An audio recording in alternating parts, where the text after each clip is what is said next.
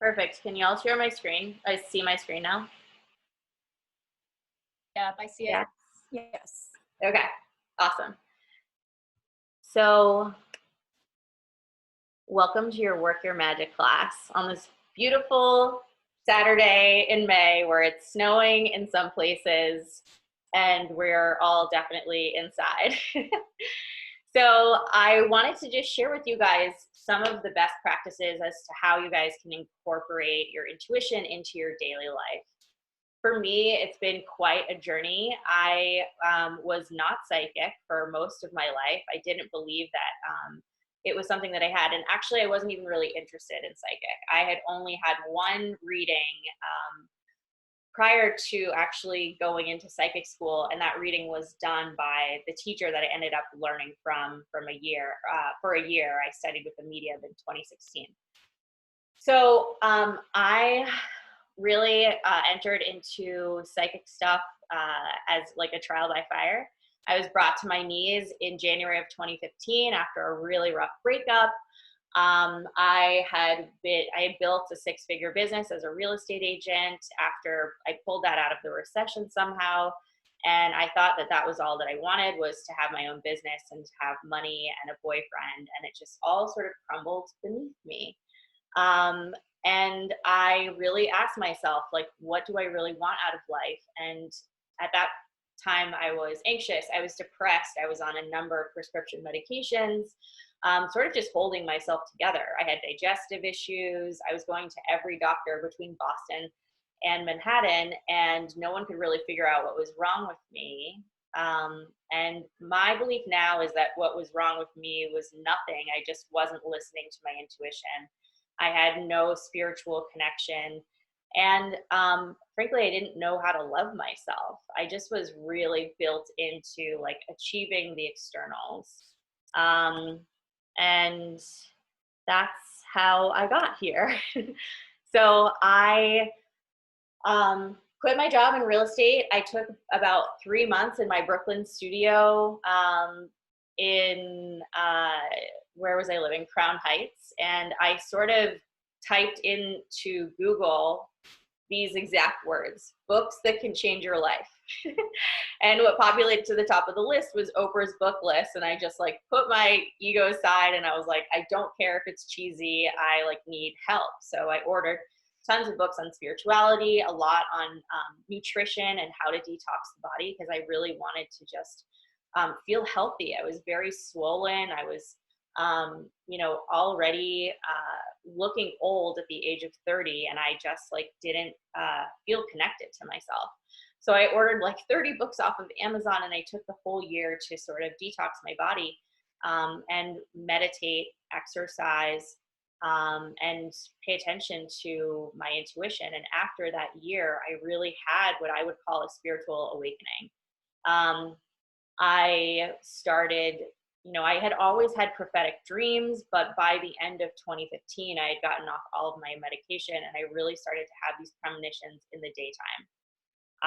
One impactful moment was I was dating someone and I saw this vision of him getting into an accident, a car accident, but I dismissed it because I know that in New York, we never really have, no one drives. But 2 weeks later, he ended up getting hit by a car while on his bike 2 blocks from my house. So that has never happened before. I mean, again, after that, that was just like the time when I was like, okay, something's different now. Like I'm really seeing things in the daytime. So I changed my career. I started studying with a medium in 2016.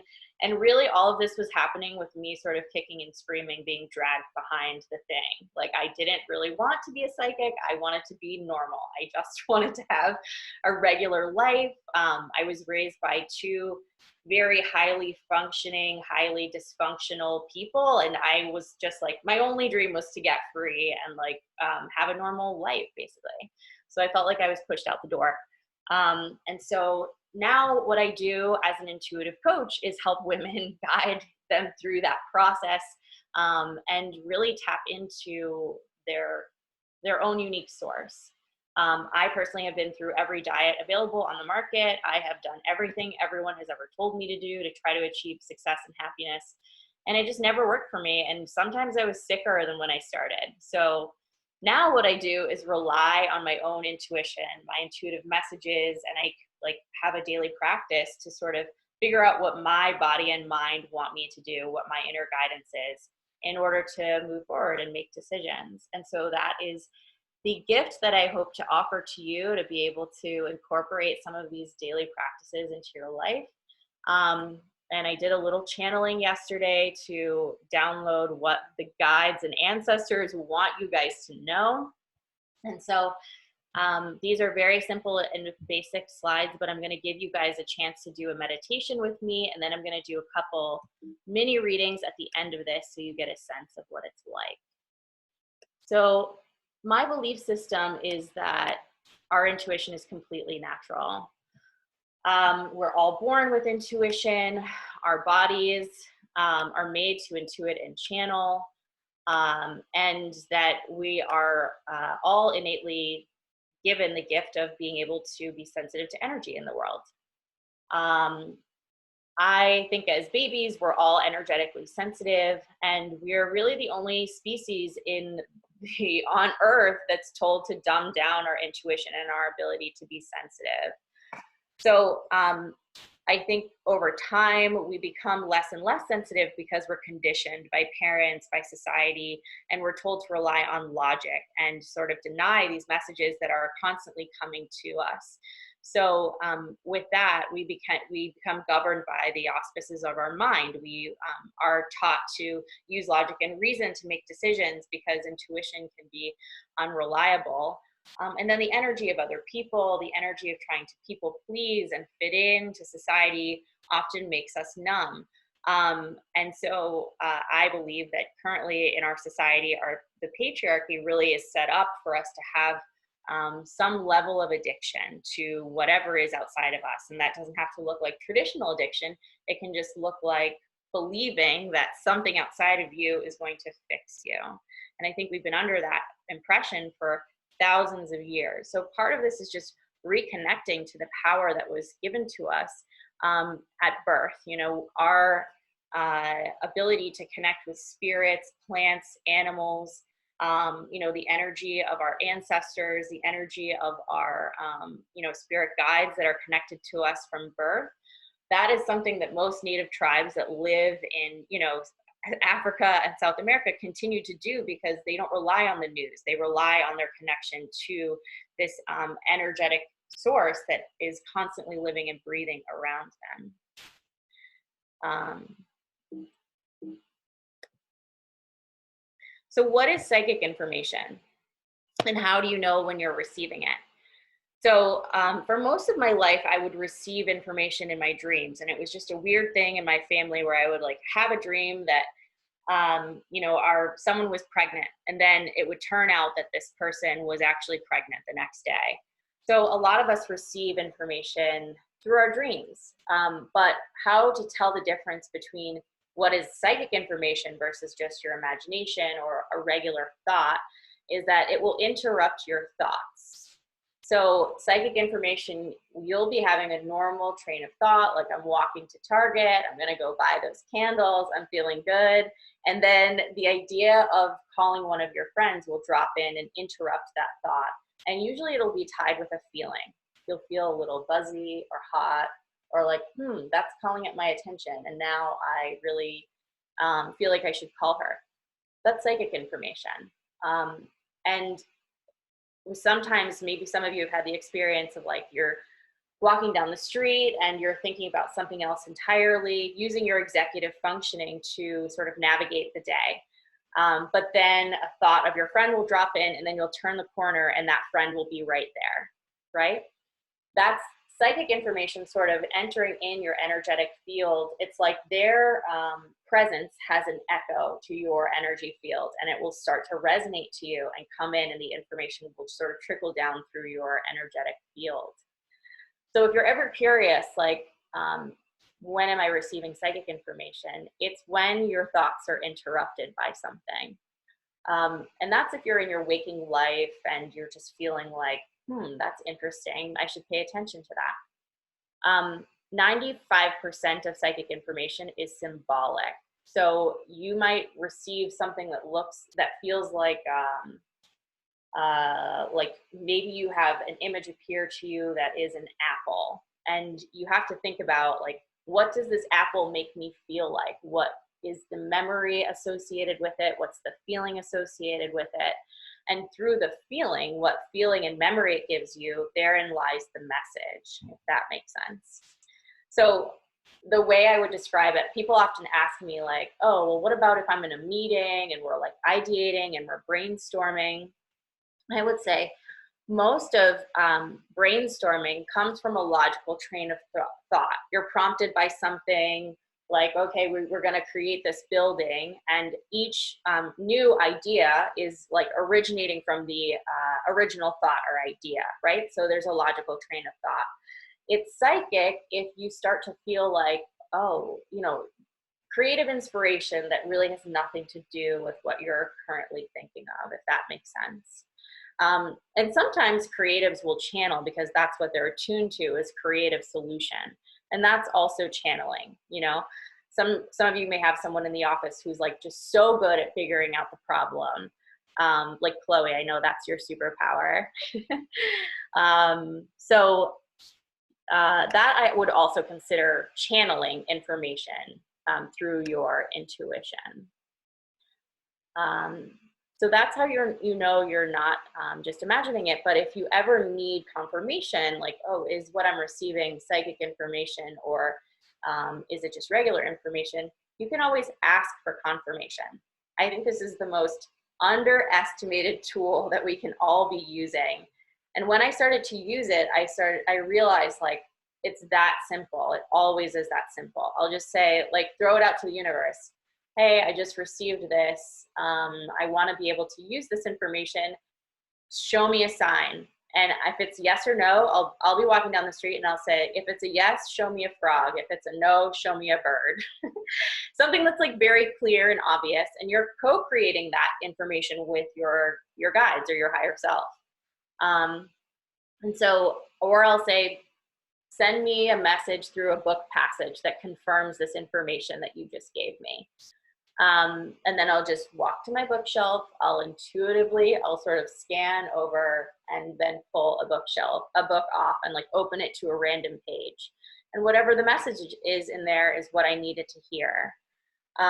Sometimes if I'm lying in bed and I need to confirm a message, I'll do some Instagram magic, and I'll just be like, whatever is the next message that I pull up on Instagram, that will be the answer to my question. And I'll just sort of like close the app, open the app, and when I pull it up, there will always be, through the algorithm, some picture or message that is like relevant to the question that I'm chewing on.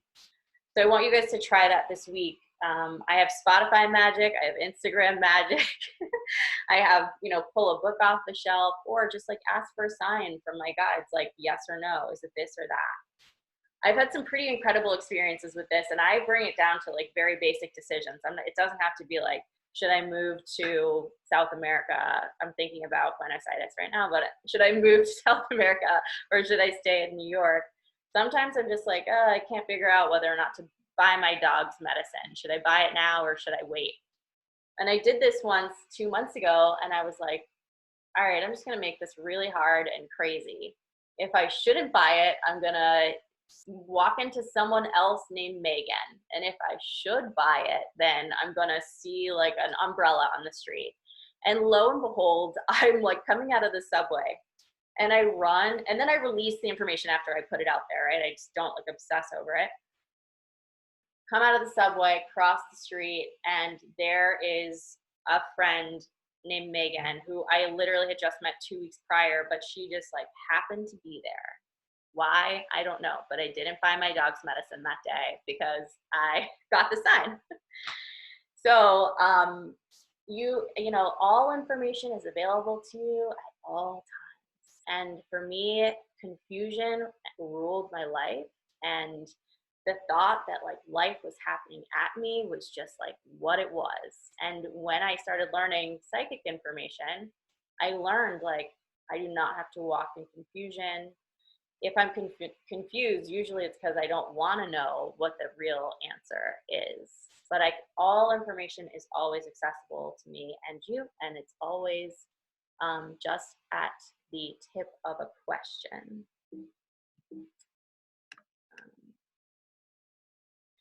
So let's talk about how you get into a practice for yourself.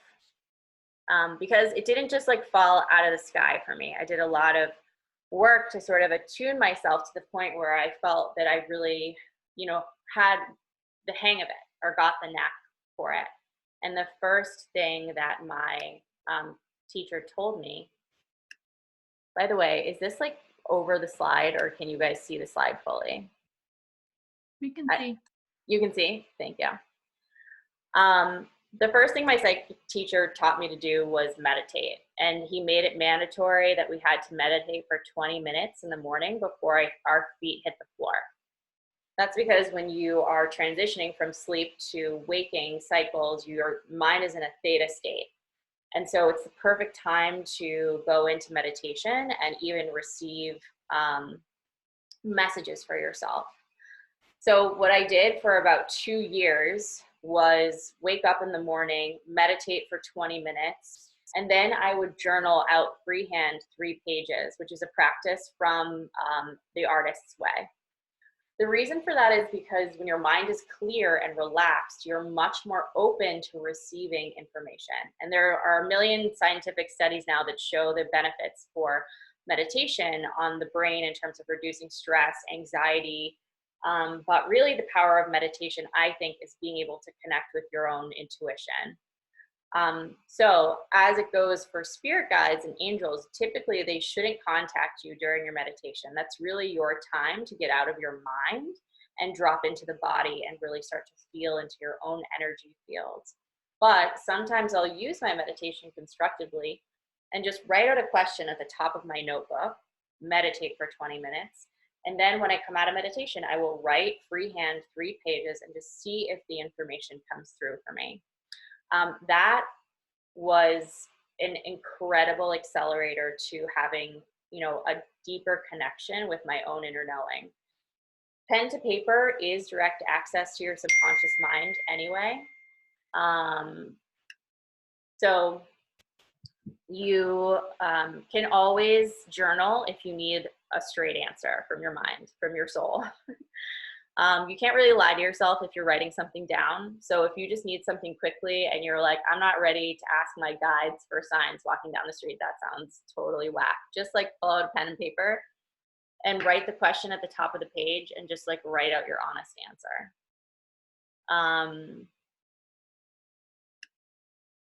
So raising your vibration is really key to you being able to access more information from the universe, from your higher self, from your guides, and from your angels. Here's why. When you pass to the other side, you achieve a much higher vibration. And if anyone has ever seen Dr. David Hawkins' scale of your energy system and what levels you vibrate at, fear and anger resonates at the lowest frequency, love resonates at the highest frequency.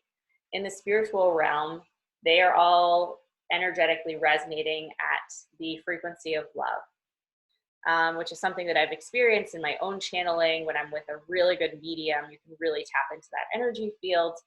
And so what they have to do to communicate to us is lower their vibration. So I found it so interesting when you are, when you cross over to the other side, you have to learn too how to communicate with spirits in the physical realm. So just like we're doing now, they're not on a Zoom call because they don't need to quarantine, but they're, sitting around and they're learning from their own soul family guide, like here's how I lower my vibration in order to contact my loved ones on the other side. So for you, to make it easier for them, you want to raise your vibration. And there are a number of ways to do this. Meditation is definitely top of the list, but you can also clear your space. Don't underestimate the power of having a really clean home. That can help raise your vibration tremendously. Keeping plants in your space raises the life force and the vibration of the energy in your home. Buying crystals will help raise the frequency and vibration in your home because the mineral rock really has a higher frequency than you do. Flowers, roses, they all have higher frequency than your physical body generally does.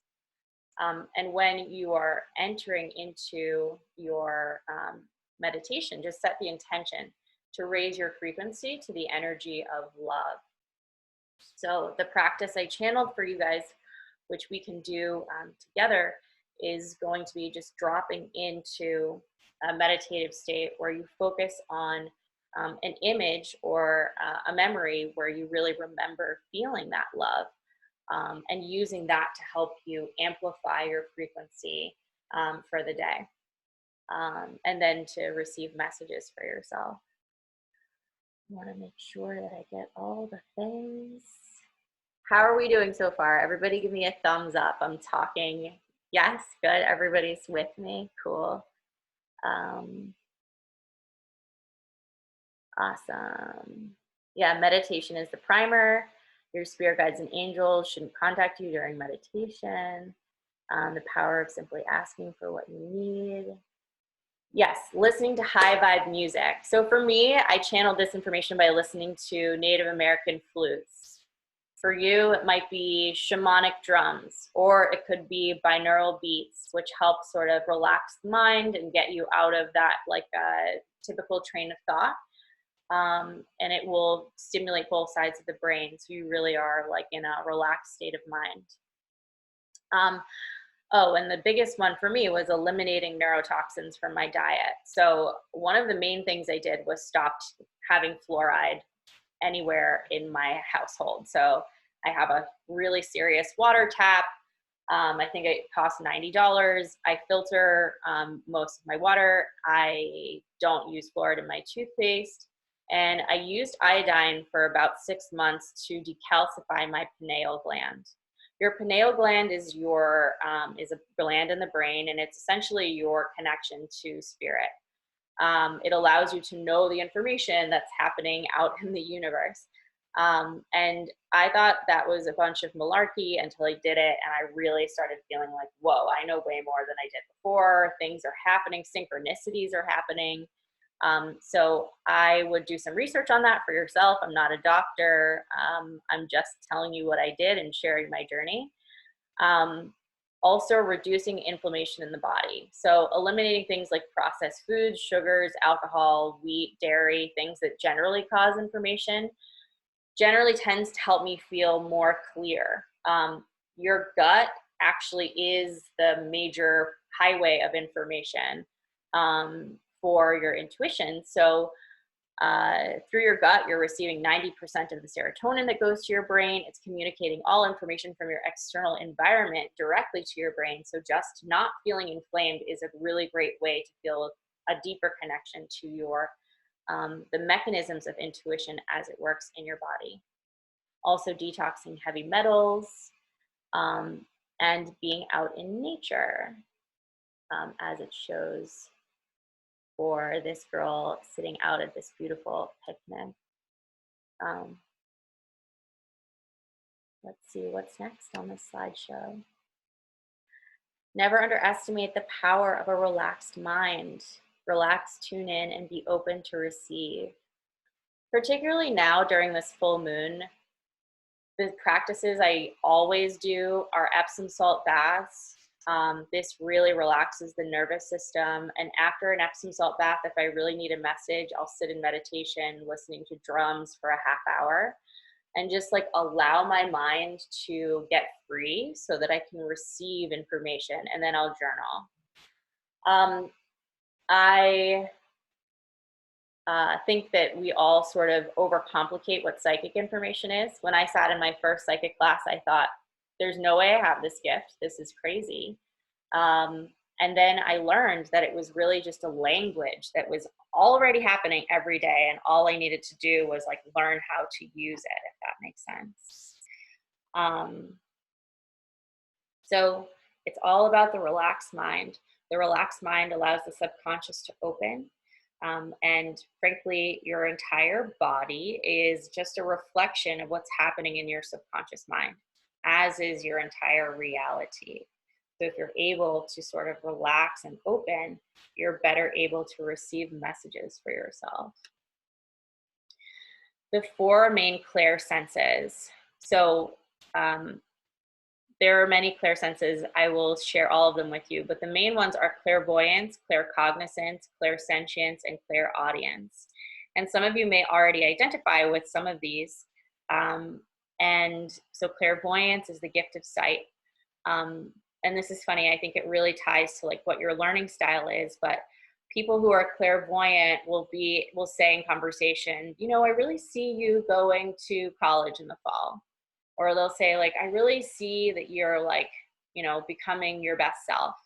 They use I see because they probably will tilt their head to the side. They'll start seeing it in their third eye unconsciously, and then they'll turn back to you and give you the information, right? And this may already be happening for you. When you receive information after meditation, or when you're giving a reading to someone, it might appear to you as images. You could see a memory. It could play for you like it's a movie. It could appear as just like simple inanimate objects. And the point is, when you receive the information, you're seeing the image and it's tied to a feeling in the body. And the feeling is the message, always. The feeling that thing gives you is the interpretation of the symbol. And the symbol, the reason spirit communicates to you through symbols is because it's a simple language that's easy for you to understand. And each image means something unique to you. So when I give readings to people, I know they come because somewhere in my data bank, I have the information that can be triggered by spirit to give them a unique information, you know? Otherwise, you'd see a different psychic that had different life experience. Luckily or unluckily, I've had like lots of life experience at this point, more than I've wanted, frankly. Claircognizance, that's the gift of knowing in the body. So if you're claircognizant, you may be the type of person who's like, I just know. And you might have a really strong connection to your gut. When you have a gut feeling or a body feeling, you're like, I'm on it, all over it, I'm going for it. Oftentimes, claircognizant people are yoga teachers. They're people who are really embodied, really pitta. They're not like airy fairy vatas like me who have no connection to the body. They're generally like, if I feel it, if I feel it in my body, I know it. Clairsentience. These are empaths. They're people who really will say always, I really feel for you that you're like, you know, coming into your own. I really feel like your boyfriend's just around the corner. They feel everything. They feel your emotions. They feel your emotions for you. They feel, you know, I don't think all empaths actually cry easily or are very aware of their own emotions because it's so easy for you to feel other people's emotions. But this is what clairsentience is. You have the gift of feeling and receiving information through your emotional body. Or touch, if you're a massage therapist, you know, that's also receiving information through feeling and sensing. Clairaudience is the gift of hearing. These are people who are channelers, writers, people who speak on stage. Gabby Bernstein is a good example of this. She probably has all the clairs, but clairaudience is really feeling like you receive information through hearing. This is a little less common, I think, but sometimes you'll know, like, I'm receiving information and it might feel like you have a buzzing around your ear, or maybe you even get a ringing from your ear. And you, it might even come in your own voice, but you know that it's information that you wouldn't have come up with on your own. So it's coming through through hearing. For me, I'm an auditory learner. I'm also a channeler. I also am a writer. I also love public speaking. So I know because my ear starts to drop out and it starts to feel like there's like a fuzzy cloud around my ear. And then everything feels a little bit louder around me, as if there's like an amplification in my auric field. And it's not, I want to distinguish, like, it's not like you hear like a cartoon talking in your ear, or like even a Native American talking in your ear. Not always, at least. Mediums sometimes feel that way. But typically you're clairaudient if you're just hearing the information. And it has a different feeling than what your normal hearing information is like. I also want to mention that there's something called clairgustance. That's the gift of psychic information through taste. This is really interesting to me, but sometimes you can receive a message or know that there's a spirit in the room because you smell cigarette smoke, but there's no cigarette smoke around. Or you can feel like, I taste a bagel and cream cheese, but I'm eating something totally different. And so what's up with that? And so you can just tune into that information and be like, what am I supposed to know about this? What does this make me think of? How does this make me feel? That's clairgustance. Oftentimes you will also see these people being obsessed with food. So they are foodies, they can smell food. This is my sister. She smells everything before she eats it. It's so annoying. But that's how she's receiving information. That's how she knows like good or bad. Also, they can just channel information about the nuances of food and wine and smell. Like, so it's taste and smell. That's clairgustance.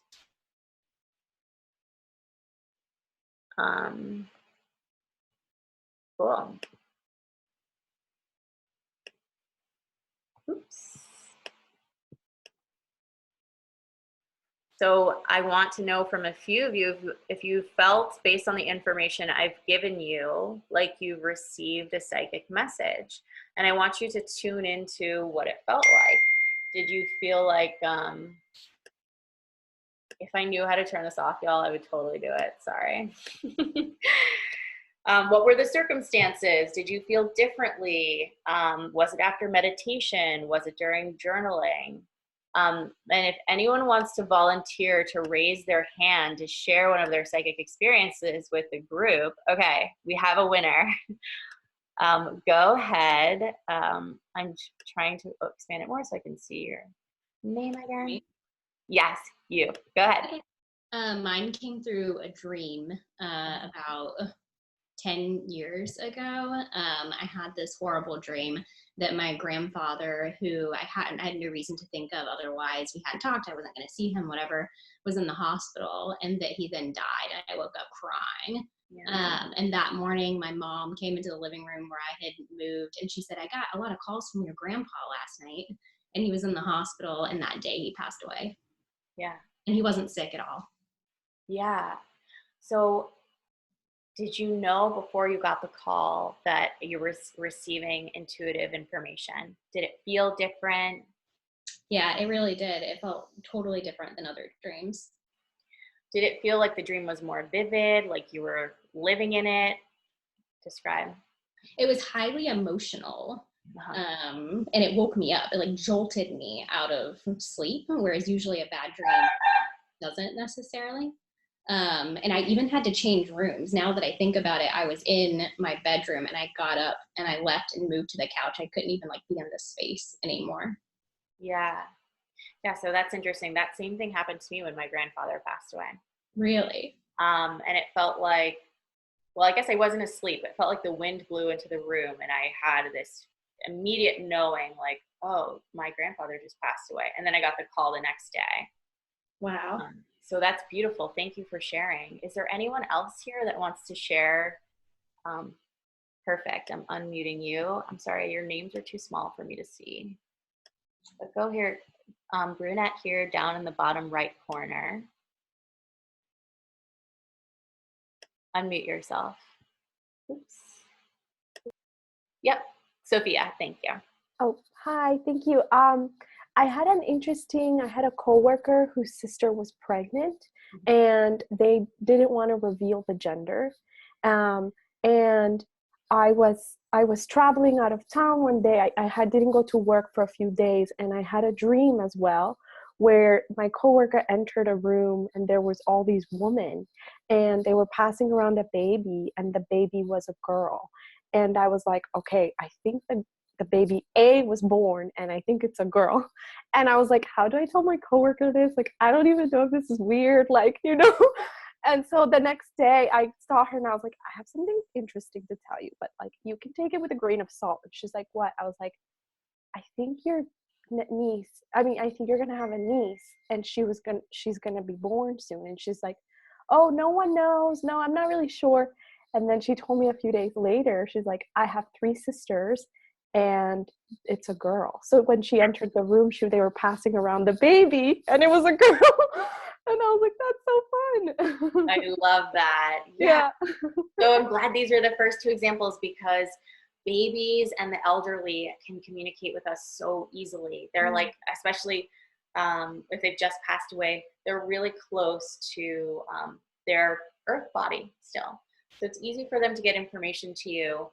And with babies, they can communicate so easily. They know they're coming into the earth atmosphere. They'll pick the most sensitive person in the room who might be able to communicate the information.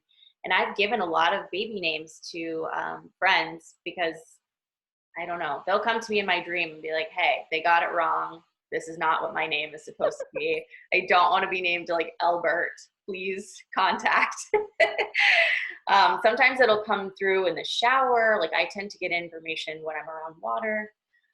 So that's beautiful. Great example. And then the symbolism too is like, the baby being passed around to the 3 sisters, and you realized, she had 3 sisters. So that's very accurate. That's not that symbolic, actually. That's pretty literal. Thank you. One more. Is there anyone else in here that has a story? Shelby, perfect. Go ahead. I unmuted you.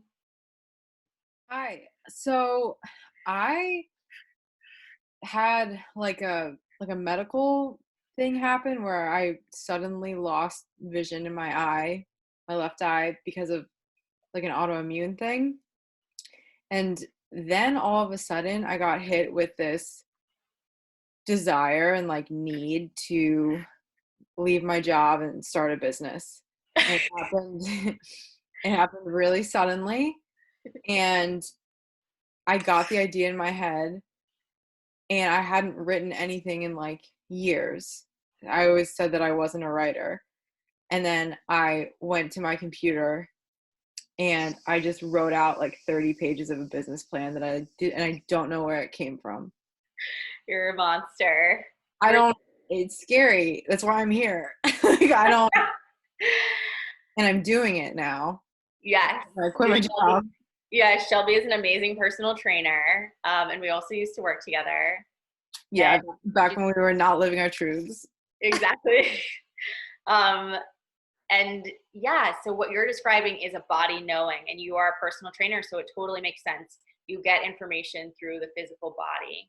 Okay. And I bet through your intuitive channel, you're really able to see what's going on for people in their body and give great intuitive advice as to how they can improve. And even like maybe the emotional component behind what's going on and what's keeping them stuck in their fitness routine. Yeah. What would you suggest for like, I don't know, dealing with that? Well, does it overwhelm you? Yes. Okay. So I was going to talk about this. I feel like part of my anxiety always for life is that I was getting information through my body and I was not very attuned to my body. And so that would resonate as anxiety. Now, when I give a message to someone, when I'm getting an intuitive hit, it will live in my body like a dark cloud, or like a cloud full of water is a better way of explaining it. And I even wrote this down. Like, when I give the message to someone, it feels like I'm letting air out of a balloon for myself. It's like, oh, sweet relief. I'm glad that's off my chest. So my psychic teacher taught me that sometimes it's not appropriate to give psychic messages. And boy, did I learn this the hard way in high school and college. Sometimes the person doesn't want to hear that they shouldn't wear that dress tonight because it's not the right one, So you got to just write it down to get it out of your system. Because maybe some of your clients are not ready to hear what they need to hear to move forward. Just write it out. And as long as it's out of you, then the guide or the angel or your higher self will just move on. But until you do, it'll circle around and bother you. Okay. So that's the other thing about intuition, is that it is persistent, it's patient, and it's consistent. So if you're like, I've had this dream for like 3 years, and every time I wake up in the morning, it comes back around, it will make you uncomfortable until you do it. And a lot of people get really sick. You'll see people getting like physically ill, which is what happened to me too. And that's how your body will get your attention and say, you're not in the right place. You're off the path. A lot of people will experience extreme fatigue in their jobs, or they notice they're like highly over-caffeinating in order to get through the day, or they're eating tons of sugar at night, or they're drinking too much. And that is all like you trying to silence that intuition that's like, girl, bye, you're not supposed to be here. We keep telling you, we know you want to use your logic, we know you want to look cool, but you're not supposed to be here.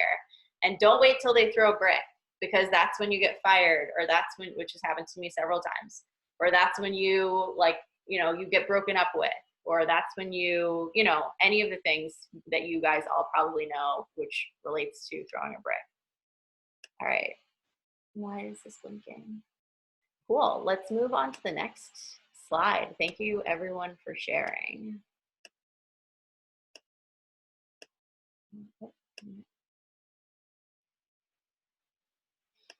So now I'm going to take you guys into a little meditation where we're going to attune to the energy of love. And I want you guys to just hold an image in your mind that reminds you of feeling love. That can be holding a baby, that could be being with your mom or whoever. And I'm going to ask you to just drop in a question. Maybe you want to know what to wear tomorrow.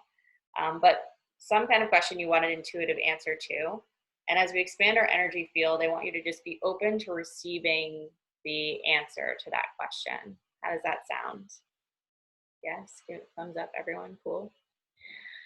Okay, great. So everyone just relax and take a few deep breaths, counting in to the count of 4, 3, 2, 1, and releasing slowly to the count of 7, 6, 5, 4, 3, 2, and 1.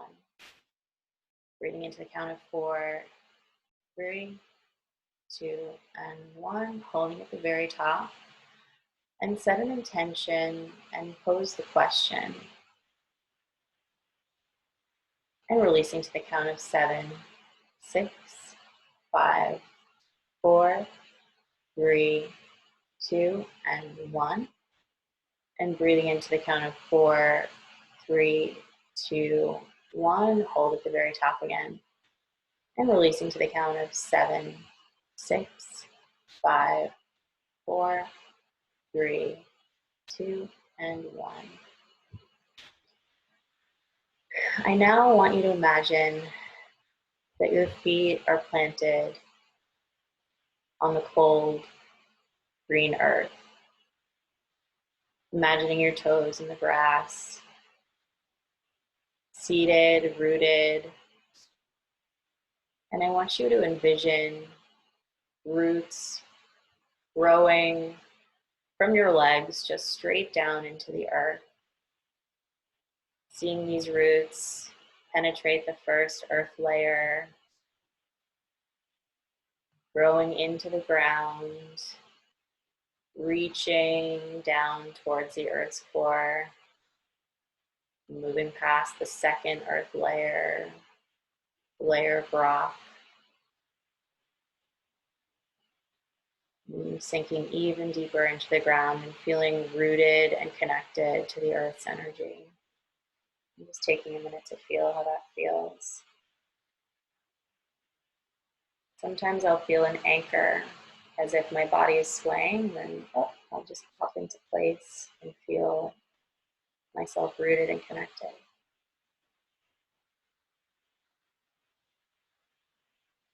I now want you to feel a white, cleansing light descending down through the top of your head, moving through the crown, and passing through as if just a shower of white light was moving around you, cleansing out any negativity, any anger, any worry, passing through the shoulders, feeling the shoulders drop and relax down. Passing through the chest cavity, through the hips, allowing anger to just pass out through this light. Feeling really light and bright and free. And allowing this white light to just pass through the thighs and kneecaps, right out into the earth. And watching that light just move away from your body, taking with it any negative energy, feeling cool, calm, collected, protected by this light.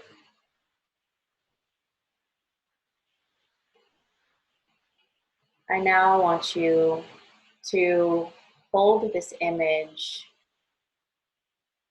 that gives you the feeling of love. I want you to hold the image over your heart, seeing it now, and really attuning your senses to the energy of love.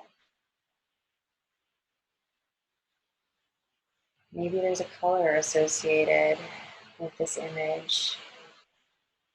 And if so, I want you to fill your auric field with that color. Feeling the energy around you get brighter. Feeling that soothing and relaxed feeling move all over your body. And I now want you to imagine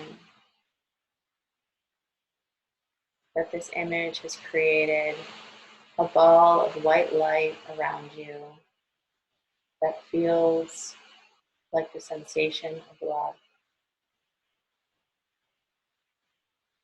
And with each breath, I want you to expand this energy bubble outwards, filling the space of your room,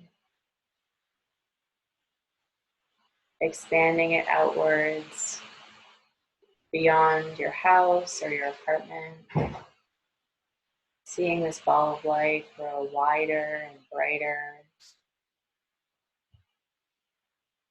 noticing the sensation becoming different as your energy field is expanded,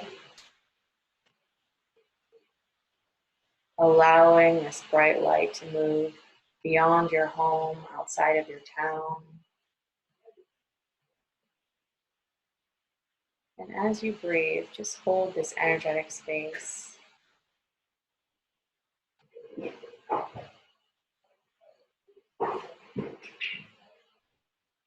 And now allow this ball of light to move one more stage larger out to the Earth's atmosphere, filling this bubble with light and with love, feeling bright and open, connected, rooted. And I now want you to open yourself to receive a message from your guides, an answer to the question, a message for the group.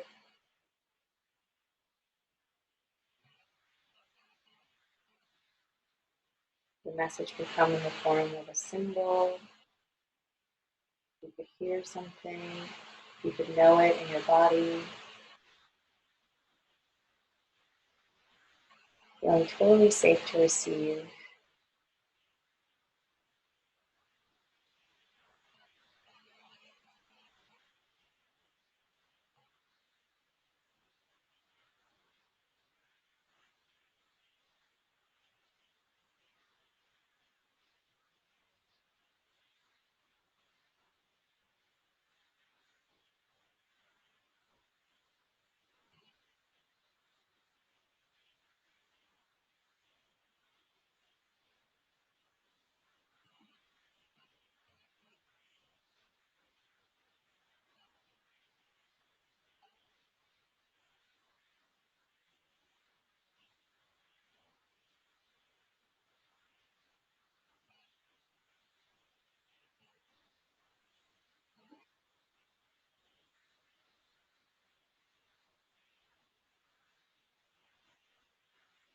Retrieving the message now.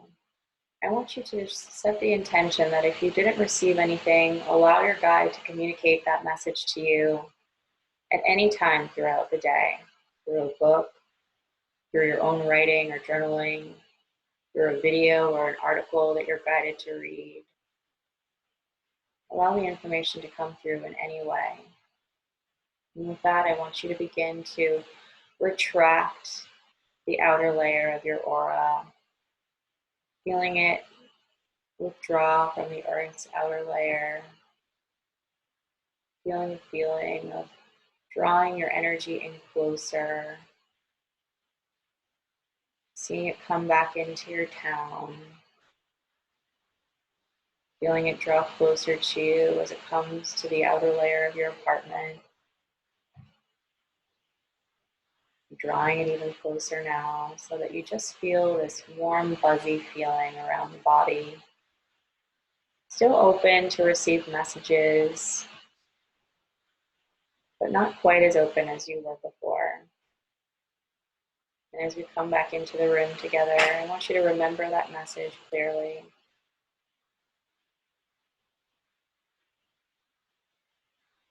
And continue to take this feeling of love with you throughout the day. Opening your eyes now and returning to the room. Beautiful. Does anyone feel called to share a message with the group? Raise your hand. Or share a message they received for themselves.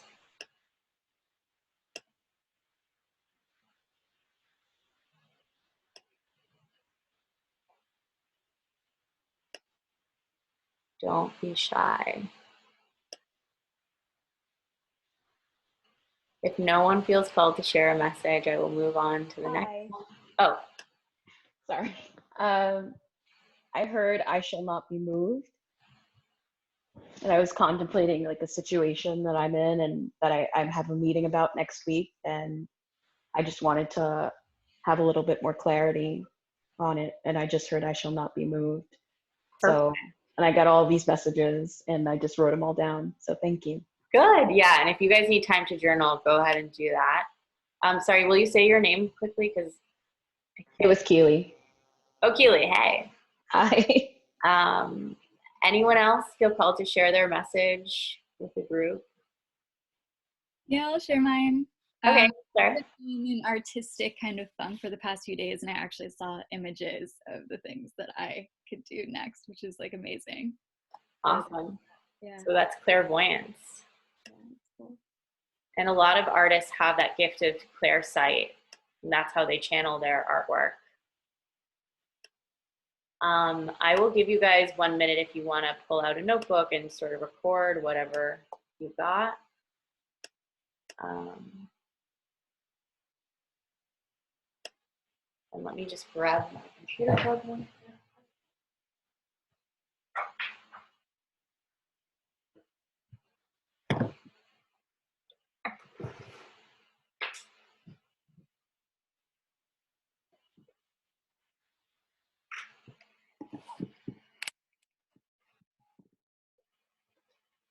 Cool. So, moving back.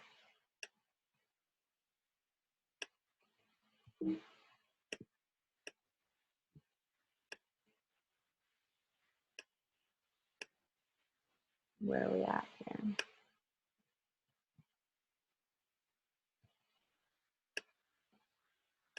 Oh, here we go.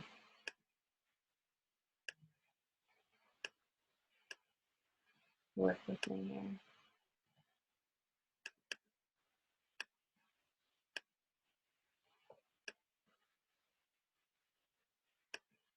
Frozen.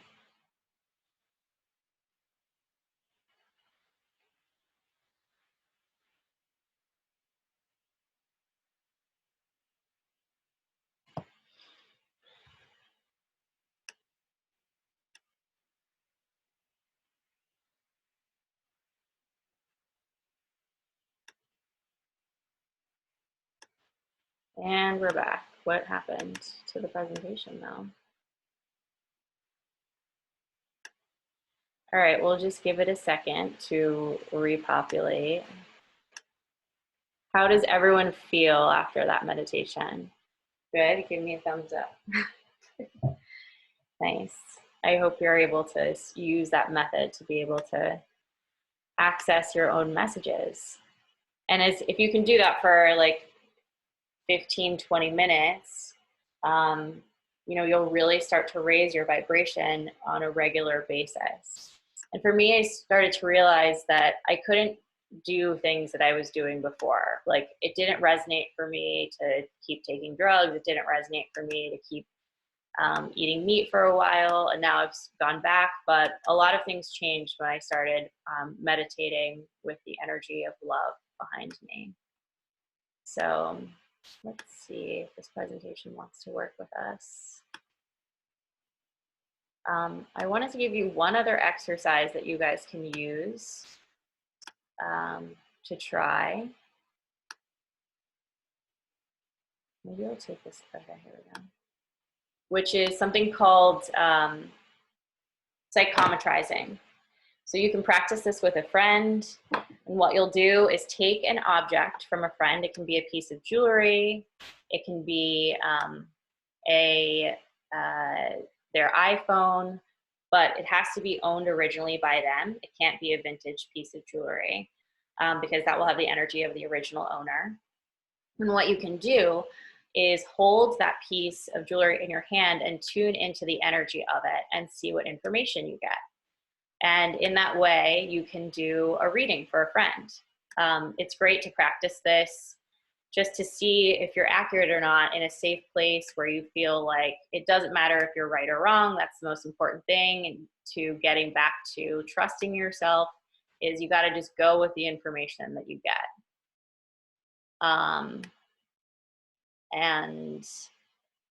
Psychometrizing uses the energy of an object to help you sort of like relay into someone else's energy, if that makes sense.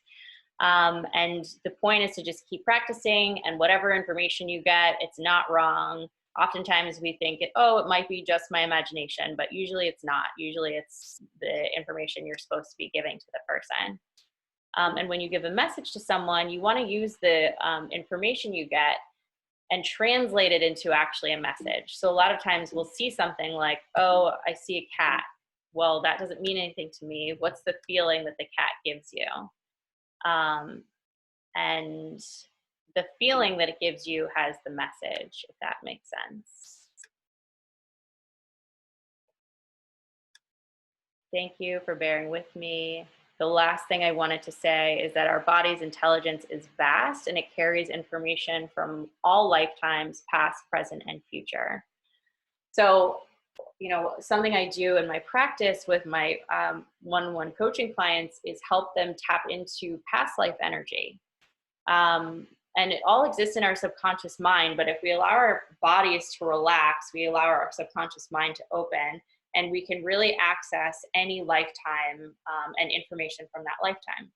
And, oftentimes we'll feel pain in the body that's mysterious, and we won't know why we have this illness. And a lot of times it has to do with trauma that we incurred from a past life or even in childhood. It'll live in the body. It'll be connected to the subconscious mind. And yeah, your bodies are aware of way more than we are taught to access. Okay, so lastly, I want to just share a few ways that we can work together and announce my group program that's coming out on May 22nd. I wanted to put together a container that would allow you to start working on your intuitive gifts and have a safe space where you would have community to be able to practice with. And the goal of this container is really to get you to trust your own intuition, build a daily practice, and really be able to give a reading if you feel like you want to give a reading. Or maybe you're in sales and you just want to be able to read people better and trust your intuition so that you can negotiate better. That's what I used to use it for in real estate. Or maybe you're a nurse and you want to be able to feel into someone else's energy so that you can give better care to people. So it really is an entry-level class. You do not have to identify as psychic to do this. It will be 6 weeks long, and I will be teaching and going much deeper into all of these concepts. What you'll learn is how to step into your gifts, leave confusion behind and self-doubt, which plagued me for many years. And frankly, I'm not perfect at it, but I do have practices to help me, and feel confident using your magical energetic gifts every day. All of us have unique gifts, so it's great to figure out what works for you. Not all of us are clairvoyant, not all of us are clairaudient, but you want to learn what your unique gift is so that you can actually use it on a daily basis. So no one else knows about this program. I'll be sharing it to the public on Monday, but I wanted to give you guys a special deal because I'm so psyched that you came to learn from me, and this was so special. I can't believe that so many of you signed up and came to the program, and if the slide would work, I would love it. So I wanted to make it super easy for you to get a reading from me or work with me after this. My normal reading is $250, but I am setting a special for you guys for $55 if you want to get a half-hour reading with me and just figure out what your intuitive gifts are, or if you have one question that you want to sort of dive deeper into. I'm going to open up spots for a half hour for $55 because I would love to work with all of you, any of you. It's just for the people who joined this call. I'm not putting that price out publicly. And then if you want to join the program, the full price will be $444 just for this group. I will be advertising it publicly at $777 starting Monday, and the cap for the group will be 30 people. And it'll be really great. You'll have a Facebook group to be able to communicate with others who are going through the same thing and working on their gifts. So if you want to start that, you can do a payment plan of $111 in 4 payments, and you'll have through tomorrow, end of day, to book the program. So with that, and I'll share the links in the chat if I can figure out how to do that. And in the meantime, I want to open it up to questions and people who want to get mini readings. I ask all of you to bring a question with you. So if you guys have your questions ready, I will start giving readings, and I'll drop those links to you guys. All right, going back to the grid view, who has a question or a question that I can answer with an intuitive reading? Sarah Bishop. Hi. Hi. Hi. I have a question regarding like trusting it. Like when we did the meditation there, I don't know if the questions that I asked just spark anxiety, or if I'm like, I just don't want to know the answer. I can't tell whether it's like I'm getting the answer, I just don't want to hear it, or if it's like I'm not fully trusting it and I'm like overwhelmed by feeling. Because I think I'm a feeling kind of person. Like when you were doing the intuition, the meditation, and I was diving in with the love, like I cry a lot. Like my image made me cry. So I don't know how to know if it's real or not. I'm like having a hard time. Yes, I'm so glad you answered that. You asked that question because it's the most important thing. I am like you. Like I can feel everything. I also have a really hard time identifying my emotions. So one thing I give to my clients is an emotions chart, and I have them sort of identify throughout the day, like what are you actually feeling in this moment? And that way you'll sort of start to distinguish between when you're getting an emotional hit versus an intuitive hit. And the way to start trusting, again, is that method of asking for a sign. Like you get a message and it sounds like a message, then ask for confirmation. How can I get clear on this message? Send me a message through a book, send me a message through a sign, send me a message through Spotify. The next song I'll play will be the answer to my question.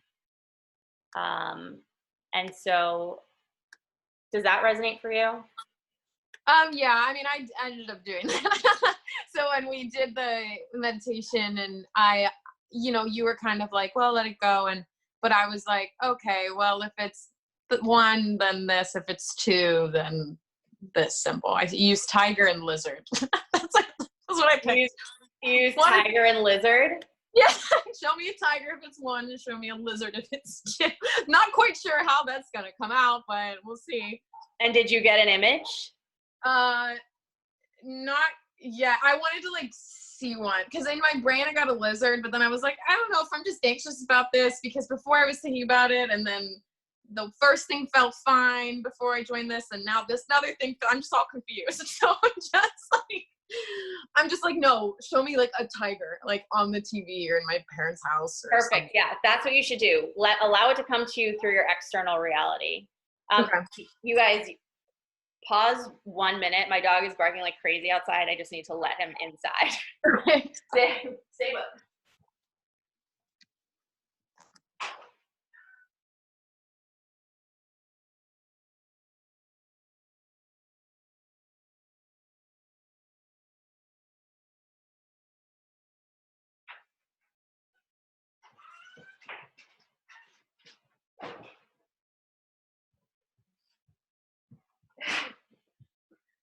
Great question, though. It takes practice at the end of the day. Anyone else want to ask a question? Carolina. Hi. What are your thoughts on repeating numbers in like numerology and seeing, because I see repeated numbers like daily, and I know like people have said that like has meaning, but I've never experienced any meaning with it. Yes, I can't actually believe I didn't bring that up on any of the slides. So when I started seeing repeating numbers, from what I know, that is the beginning of an intuitive awakening. Some people have that their whole lives. But really what you should be paying attention to is the thought or feeling you're having when you see the number. Numbers generally are communication by angels. They resonate at a really high vibration, and numbers is just a universal language that they can easily communicate to you with. What I always do when I see a repeating number is write down the feeling I was having or what I was thinking at that time. And then I'll hop on my phone and just pull up the first article or the first YouTube video that has an explanation of 888 or 999. And for whatever reason, it's literally a different article every time I pull up, what the number means. Mm-hmm. And so whatever that article is telling me, that's the message, So there are thousands of articles online about every number sequence. But it's helpful to know what the interpretation is. So each number carries a vibration and an energy or a message. So thank you for asking that. I did use angel numbers for these programs, and what I channeled was 777, which is the number for spiritual perfection. It's alignment. The program is called Intuitive Alignment, and the energy of 444 is also it's about hard work. It's about really coming into balance and coming into your own, and it has a very grounded energy. But it's different for everyone, if that makes sense. Mm-hmm. Does that answer your question? Yeah. Cool. Claire Sinofsky? Yes. So I feel like every time you've pulled an angel card, it's always been so on point. I was just wondering what that process looks like for you when you're doing. Good question. So I don't read tarot in my practice, actually. I only have a few oracle decks, and they've all been sent to me. So with the tarot, generally you're invited into the practice by someone who's come before you. So someone will send you a deck or buy a deck for you. And so if you're meant to work with tarot in your lifetime, that's, as I've understood it, generally how it happens. So what I'm doing when I'm reading a card for someone, the angel cards just tell me like this person, essentially there were 3 categories through which I was interpreting everyone's message. One was writing, one was claircognizance, which to me is like psychic intuition. And the other one was inner child nurturing.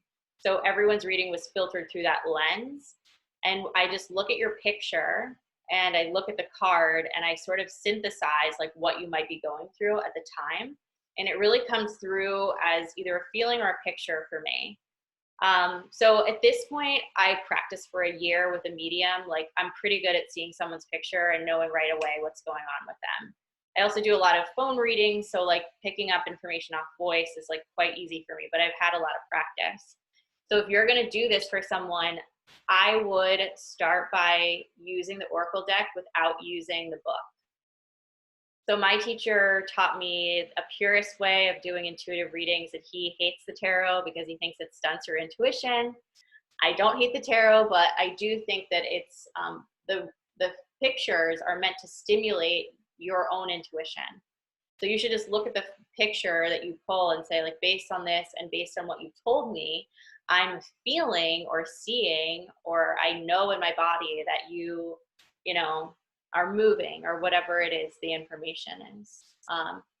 But prior to I did it all weekend last weekend. I just get relaxed. I was in my sweatpants and I just like look at the photo for 2 seconds and I just say the first thing that comes to mind. So the other part of the process is I've gotten to a point where I trust whatever is the first thing that comes through.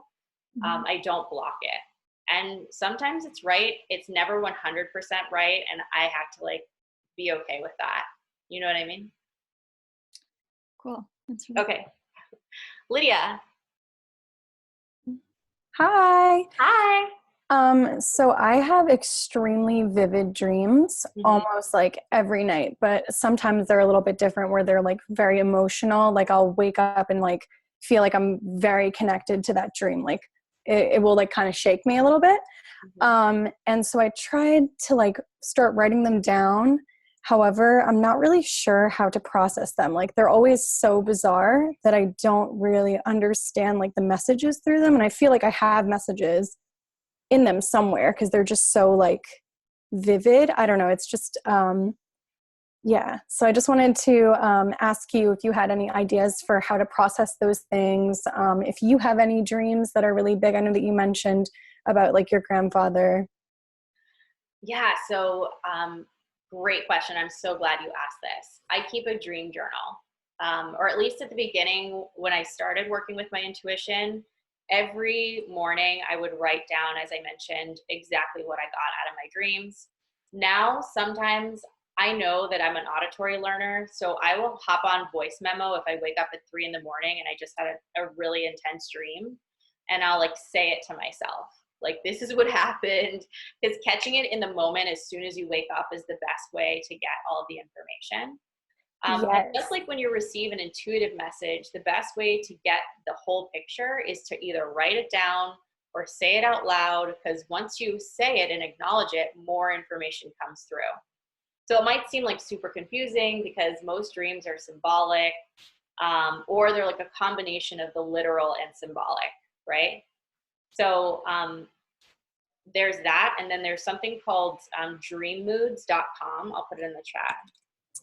Thank you. Which I think has like the best interpretation of what symbols mean in dreams. So like I used to get snakes a ton when I was a kid. Some people get like spiders often in their dream. And all of these things have certain messages for you. Does that answer the question? Yes, it does. Thanks so much. Appreciate it. Does anyone else have questions? Or, oh, Vanessa, go ahead. Hello. So I feel I get feelings and I don't know how to explain these feelings, but a lot of the times I feel like it's a guide trying to tell me something, whether it is someone from my past or in like my family lineage. So I guess my question would be, what would you suggest about contacting your guides and getting in touch with your guides more? Okay, these questions are perfect. I'm so glad you asked that. So how I started to do this, when I went to psychic school, there were like 20 of us, and everyone was contacting their guides, and I was like the last one. And I was like, I don't know, guys, I don't think this works for me. This is nonsense. I don't have a guide. I'm just like, I'm just like intuitive, right? And my teacher told me to start writing, like write a note at my bedside before bed, set the intention to know the name of your guide on the tip of your tongue when you wake up in the morning. So I did this 3 nights in a row. I was like, guides, I really want to meet you. Who's my main spirit guide? I want to know your name. I'll know the answer at the tip of my tongue when I wake up in the morning. And lo and behold, on day 3, totally regular Tuesday, I like woke up at like 5 a.m. like a shot out of a gun, and I was like, Celeste is the name of my guide. And it was, yeah, and now she's shown herself to me through apparition, like appearing over the body of another person. And the way I know this is because I've had true mediums who are like really attuned to spirits say like, I have a guide here for you. She's got tall red hair. She looks like an opera singer. And I'm like, oh, that's Celeste. That's my main guide. But if I go to my guides love me to dance and like be around the arts. So if I go to like Gibney Dance Center, I once had this woman sit behind me who was like the spitting image of my guide. She had tall red hair. She's wearing big glasses, totally ridiculous woman, just like in her, vibe, And I just immediately knew physically, like, this is my guide appearing to me, superimposed over this woman. She wants me to know that she's got my back, So I've never like seen her in the flesh. That's not my skill. That's like, someone who's a spiritual medium. Uh-huh. My main skill is just psychic. And yeah, like I wouldn't expect to get that on the first time. Maybe you will. Sometimes they'll appear to you in your dream. And yeah, when I first started working on my psychic gift, I started asking regularly who are my guides. 2 of them happen to be ancestors. One of them comes from a past life. Her name is Grandmother Moon. And I'll know she's contacting me because when I go into my meditation, I'll see a bonfire, and it's like literally like bringing me back to that past life when we were together. And then she'll walk me over a bridge so that we like are going into the information together. That's if I'm doing like shamanic work. I don't do a ton of that anymore, but that's how it worked for me. And if any of that resonates for you, that's probably what's happening. Does that make sense? Yeah, definitely. Thank you. Thank you for sharing. Does anyone else have a question? I love these questions. Don't be shy. Does anyone? Oh, Jerry, go for it. Yeah, this is kind of bizarre, but whenever you were going through the different types of clairsenses, I was wondering, I get this thing, and I've gotten it for the past 4 or 5 years, where sometimes my brain just starts interpreting words written or spoken completely differently than what they are, but I'm so certain that they are a specific thing, and I get a very strong feeling, and it's like very euphoric, like it's an answer to something, and then I forget it immediately. Oh, interesting. Is that anything you've ever heard of, or am I just having like mini seizures in my brain? I don't know. No, so okay. One thing that happens to me when I'm working with people is that I will forget all of the information that I told them during a reading. So I'll record it for them, or I'll have them record it, because the information is not for me, it's for you. So it shouldn't be stored in my brain. So that could be what's happening for you. But as I tune into it, it sounds more like the energy of you like blocking the information, because I don't know what your ancestry is like or heritage is like, but to me, it sounds like maybe it was unacceptable or seemed crazy for your mother or grandmother to have these, intuitive insights. And so they are just so used to like shutting it down or shutting down feelings and emotions in general to like look proper. So your physical body might actually jump in and be like, shut it down. Whatever's happening, just shut it down.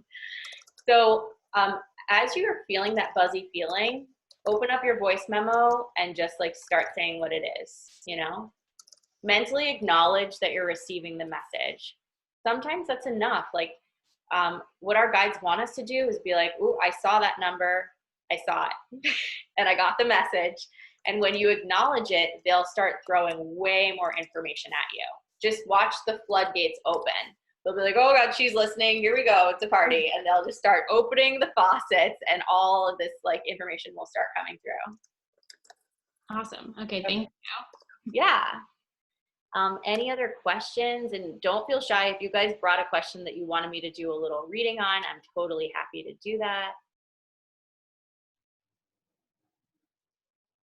I know it's like a little weird to do a reading in front of other people.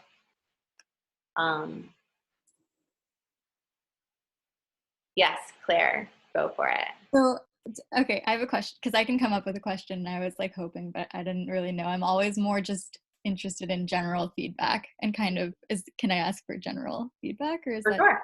Oh, okay. Yeah, I guess just like if you're picking up on anything. That, okay, got it. That's what Yeah. So I'll just share like generally how I do readings just for you. Like when you do a reading for someone, it's essentially like I'm tuning in to your energy field, but I'm looking to a vast dark space.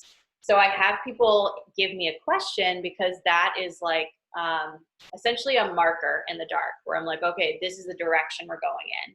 And I can go in and sort of like pull the file or the record, and my intuition like knows where to go. So that's why I have you ask sort of a specific question so I can sort of like go towards it, if that makes sense. That makes sense. Could it even be like, do you foresee me in New York City a year from now? Great, specific question.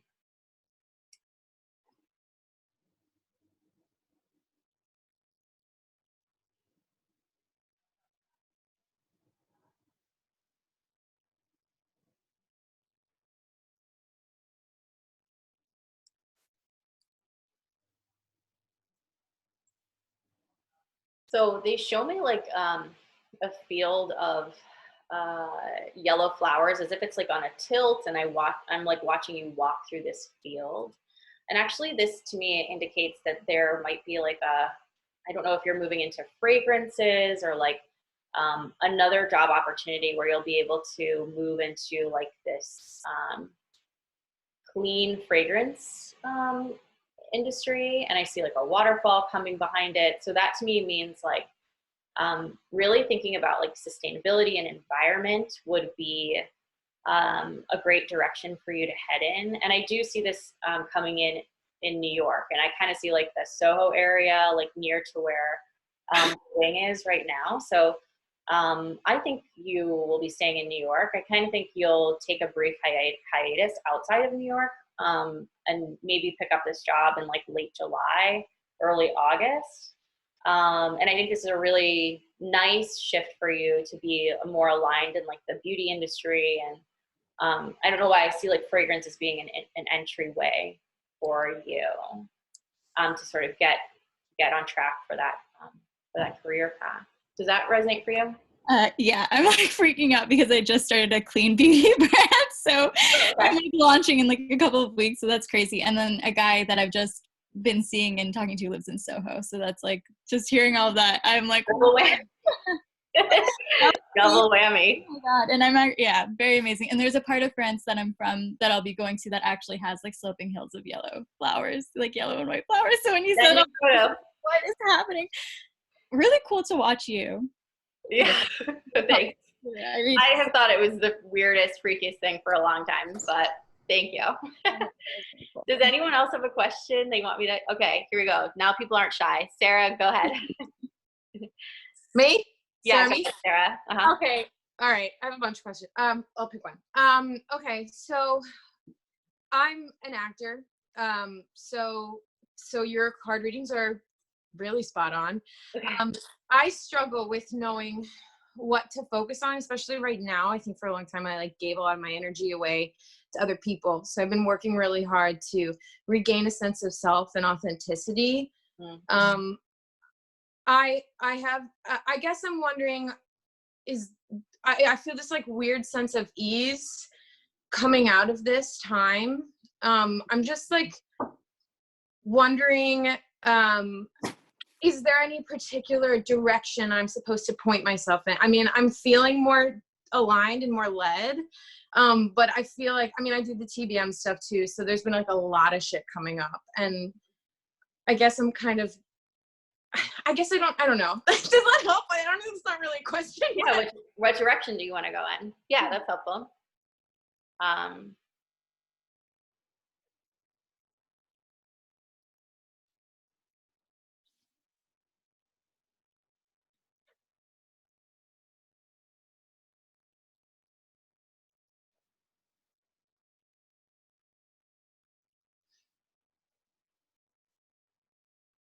Is there like an outdoor theater in the Berkshires or something that you had considered doing? I see. I see in the summertime you walking up and down the side staircase. So I wonder if even you'd be working like both in the play and as like a setup person. And I get the sense that you would be traveling like back and forth from the city. But yeah, I do kind of see outdoor theater outside the city as being something that will work for you in the meantime. And then I wonder what's happening. Are you like a writer too? Yeah, I write music. Yeah, so they say that you should start writing every day as a practice and just open up the idea or the possibility that you could write something for TV in the future. Maybe you could get hired in a regular job as a writer for a TV show. I'm picking up on LA a little bit too. Like I wonder if you, not as a permanent move, but maybe as like a 4 or 5 month stint to like, so I would keep your like living situation relatively flexible over the next year is kind of what I feel. Cause I think you're gonna like, I don't know. It seems like this year you're just gonna have to be sort of like in limbo, rolling with what comes your way. Right now you're just sort of trying to build your experience in various fields and network. So like focus most of your attention on picking up jobs where you will make great contacts and get some learning experience in these various modalities.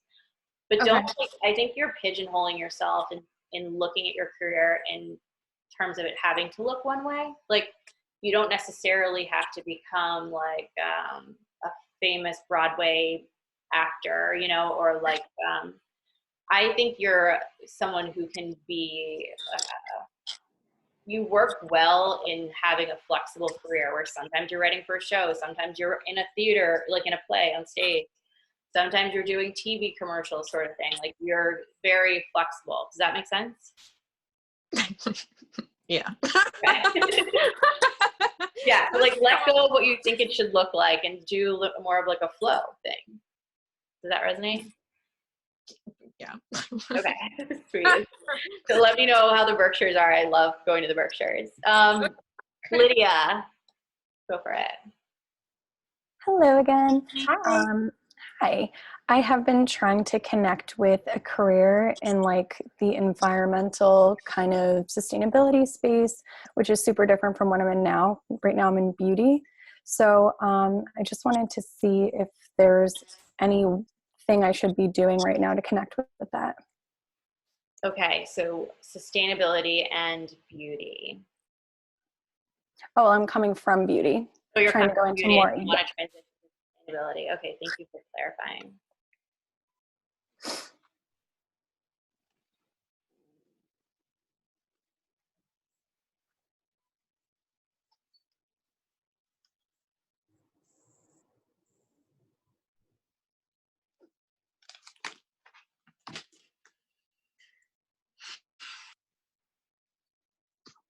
So, well, first of all, I'm hearing the song from Pocahontas.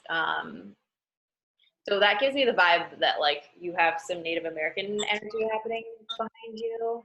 I just see her face so strongly, and I wonder, like, to me, your soul's energy is like, we came here to save the planet and sort of like liberate the Native people. And I don't know what that really means for you, but I get the sense that like, I see you working on a big canvas, and it seems to me like it's, I don't know, city planning. It's like you're doing something on a large scale, and I see that you're kind of like tactical in nature. Like you work really well with a team, and you like strategic planning on like a large scale. And I don't know, I just see like grid lines coming over this large canvas like I've never seen before. And I wonder if it's like your skill set now isn't exactly this, but I wonder if maybe you would want to transition to like landscape architecture or something regarding city planning or something regarding like yeah, why do I keep seeing grid planning where you're like literally looking at a grid on a blank canvas and trying to figure out like how to arrange things. Do you have like any engineering in your background? No. Okay. Do you feel like your skill set, well, first of all, do you want to do anything related to like landscape architecture or like city design and planning? I've never thought about that before. Okay, okay, let me just do it a little bit.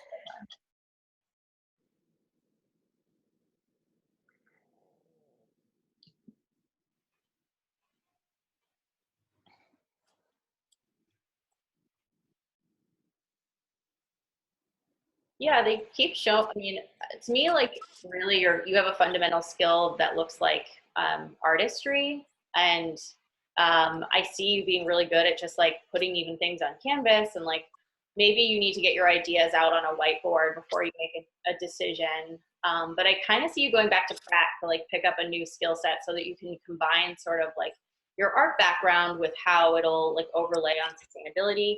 Maybe even it looks like sustainable fashion, where you're sort of like looking at how to incorporate new materials into like a fashion brand. I also get the sense that this, you aren't really going to make this transition till next year. So I would sort of look around at other skills you want to build in to sort of expand your reach into the sustainability field. I don't know. Did you go to design school or anything like that? No. I do like to paint sometimes though and draw, so maybe there is something there. Funny that you say the Pocahontas thing though, because like I always joke around like I think that there's some Native Americans in my like lineage. Yeah. So, are you Italian though? Yeah, I'm Italian. Yeah, or maybe you just have a Native American guide. I just got that so strongly. So for you, like on a practical level, I would just like check out Pratt and see if they have any like design and sustainability classes and see if it lights you up. Okay. Pratt or the New School, and just kind of poke around in there and see if it feels right to pick up a new skill set before you transition to sustainability. It doesn't look like an MBA to me. It looks totally like design and sustainability related.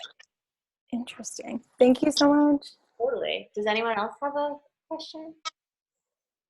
Carolina. Am I saying your name right? Is it Carolina or Carolina? Carolina, like the Okay. state. Okay, cool. My question is, do you want it to be like super specific? Is more specific the better? Yeah. Okay. Go what your intuition tells you to do. Okay. Should I quit my job and move to Oregon? Okay. I'm all about quitting your job, but let's see.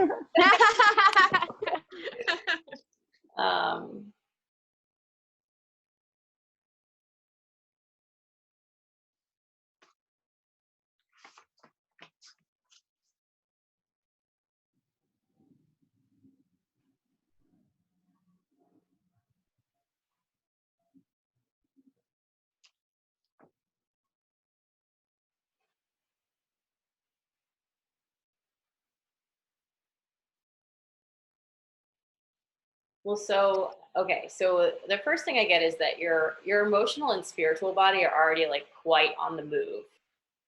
So I get the sense that being grounded for you would be very helpful for this short term.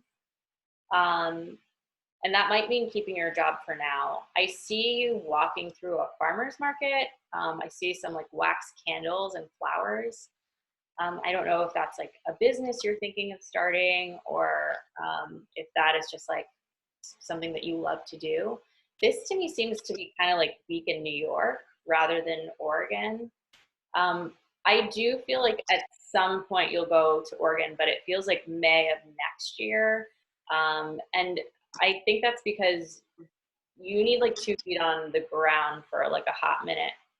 Like you don't know exactly what's to come yet. So like if you can just hang tight till like August or September, you'll have more information. That's kind of what I feel.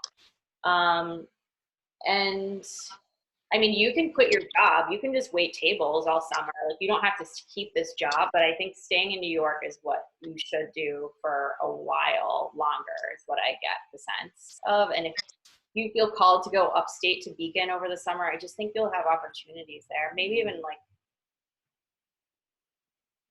what's happening up there? Do you have a dog? Do I have what? Do you have a dog A dog? I have 2 dogs.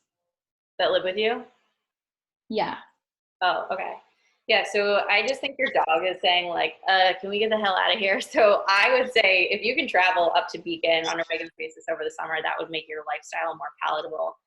And yeah, I mean, you don't have to do anything right now. What you have, your like real opportunities are coming next spring. And I don't know if you have like are you going to start a business at some point?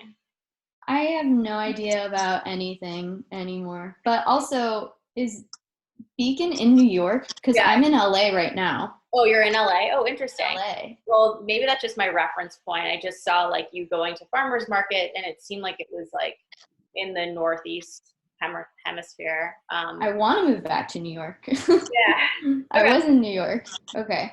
Yeah, I kind of see like over the summer, you traveling back and forth from New York to Beacon with your dogs and being outside. But interpret that however it looks for you. I think they need more nature and more time outside. You don't have to like, I would say if you just get a job waiting tables or freelancing, whatever you want to do, you'd be happier. And then wait for more opportunities to come in like September, October of this year. Okay. I don't know. Oregon, I think you're going there at some point, but I just don't think it's as immediate as you think it needs to be. Okay. I'll leave you with that. Yeah. Thanks. Kimberly, you have a question. Hi, love. Hi. Okay, so I'm going to try and get everything in my brain out my mouth properly. Okay.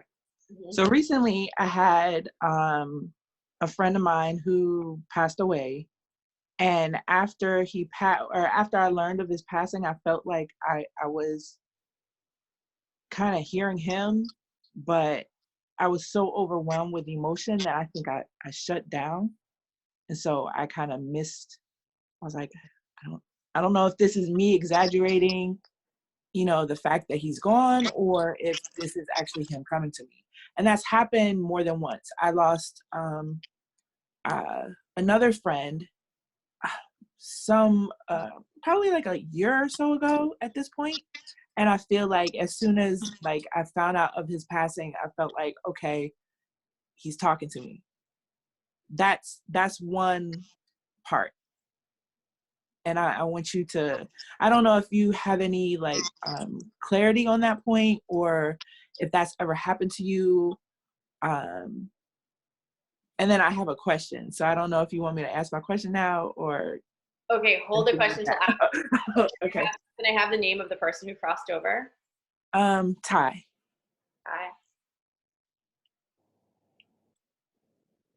What was his age when he crossed? You said age? Yeah.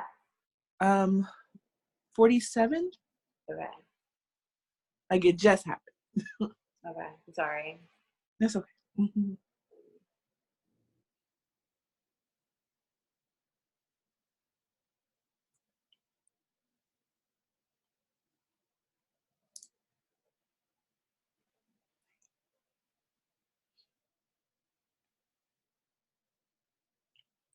Yeah, I get the sense that he is close to you and around you. I don't know if you feel like at sometimes he's like guiding your hand as you're doing like, artwork or like what he's trying to do is help you. And I feel him whispering into your ear, being like, do this, do that. You know, you do have the gift of mediumship. So yeah, these people, they don't really want anything from you. They just like want for you to do well. I don't know, is there like one family member that he's connected to also as well as you? No? No, so I met him years ago over MySpace. Okay. And some friends of mine at that time, you know, were going to London and they wound up visiting him there. Okay, got it. Click of us that were like family, but we're not really anymore. Oh, okay, got it. Yeah, I just see him sort of directing you. So to confirm for you, yes, I feel like he is close to you. He doesn't have to be though. So it's kind of up to you to like let it go. If you don't want to like receive messages from him, he's saying like you can just like set the intention to just like, you know, be on your own now. But I think you're keeping that emotional connection to him, so he will come around and like give you guidance or advice when you feel like you need it. Sometimes we're not like aware that we're making the call, but we can get stressed and be like, I need help with this, and then you know he'll step in, sort of thing. You know, you may want to just like honor him by lighting a candle. It's the full moon. If you feel like you want to let this go, you can just light a candle and set the intention to let it go with a full moon, sort of thing. My sense is he wants to help you with your career a little bit, like, and I think he's actually trying to encourage you to sort of reach out a hand to introduce yourself to a new set of people. So whatever that means to you, like, I think you just like put yourself out there and do the thing. Is there like a group of people or a networking group or something that you're supposed to like, you're reaching out to put your work out there for? Yeah, I have a meeting today at 6. Do it. Be bold. Ask for what you want. Ask for double what you want. Okay. You led into my question, so. Okay. Cool. Yeah. Thank you. Good friend. Yeah. One more, and then I'll let y'all go for the day. Jessica. Go for it. Hi. Hi. It's actually Katie on Jessica's. But, okay. So I I lost my brother and my grandfather all over the past month. So there's a lot of uncertainty and around next steps and kind of process all of it. But one of the main things that is kind of weighing heavily on me as well as my family is just when we'll have the opportunity to properly memorialize them and, you know, have like a celebration of life of sorts. And, you know, not being back at home in New York, you know, we're down here in New Jersey and just not knowing really when we're going to go back and just planning ahead with life, you know, we're just not sure where to fit in or how to fit in, you know, a memorial for them, which is kind of anxiety inducing because there's so much uncertainty, as I know we're all feeling, but just that is just weighing so heavy on us, because more than, you know, any other level of uncertainty that I was experiencing before their deaths.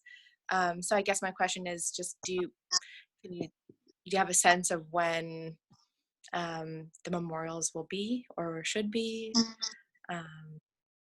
Yeah, that's my question. I'm so sorry for your loss.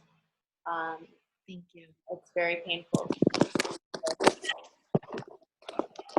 I want your names. Hold on. Can you share the name of your father and your brother, please? Oh, yeah. My brother's name is Chris, and my grandfather's name is Robert. Okay. I would love for all of us to just take one beat and send our condolences to Chris and Robert. And to your family.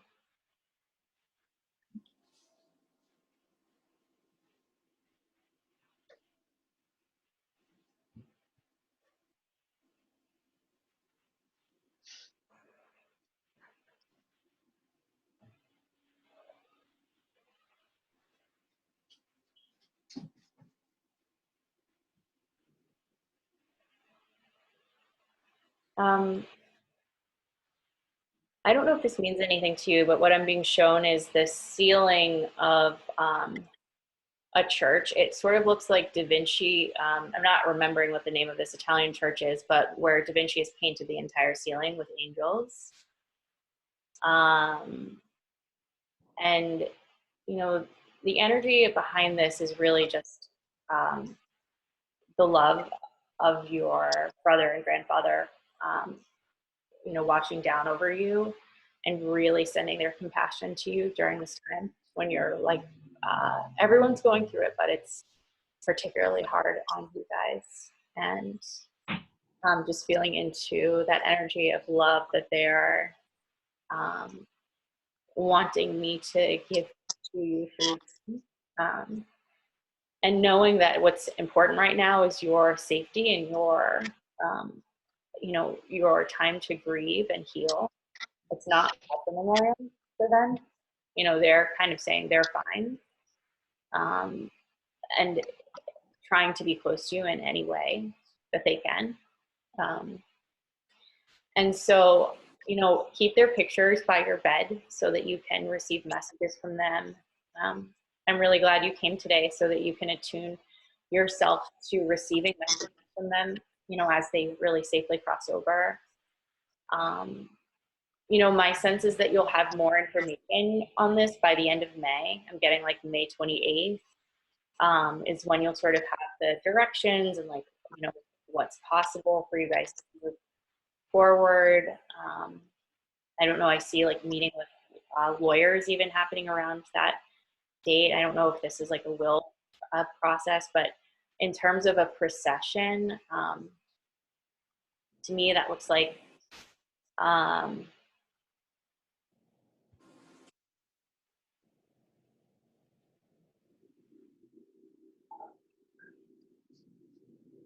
beginning of June,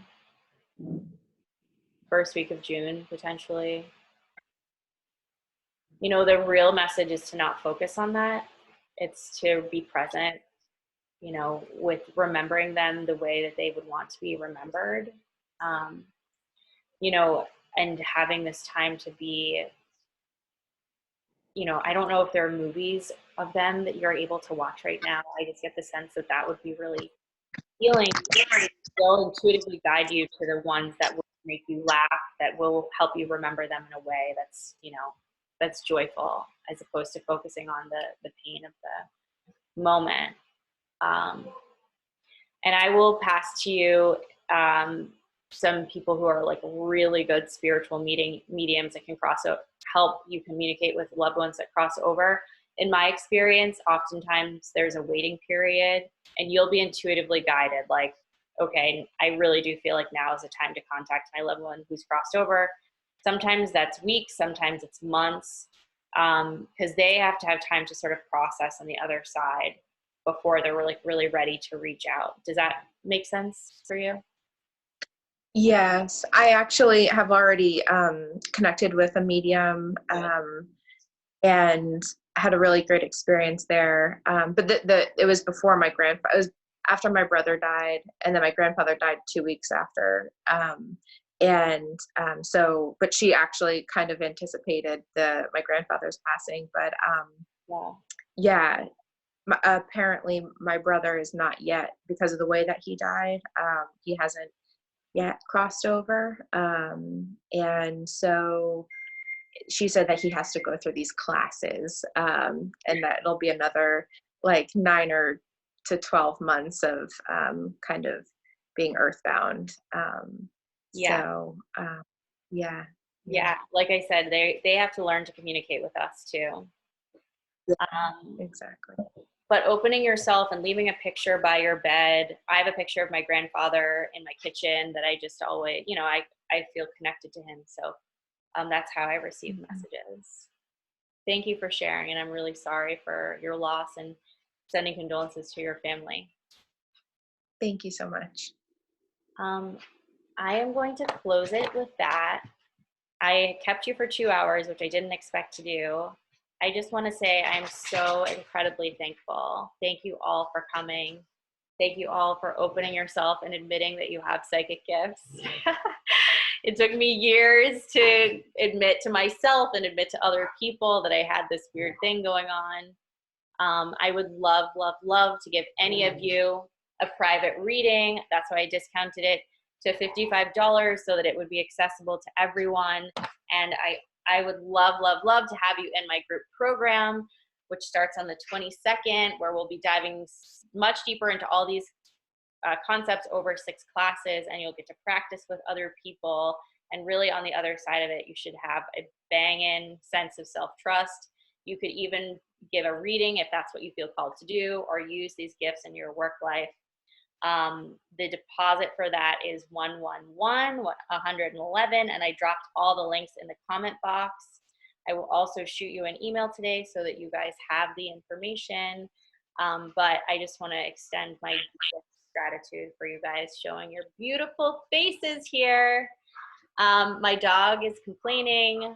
I wish you all a lovely, lovely weekend, and I hope to see all of you soon. Thanks, Megan. Thank you. Take care. Thank you, Megan. Thank you. Bye. Thank you, Megan. You're welcome.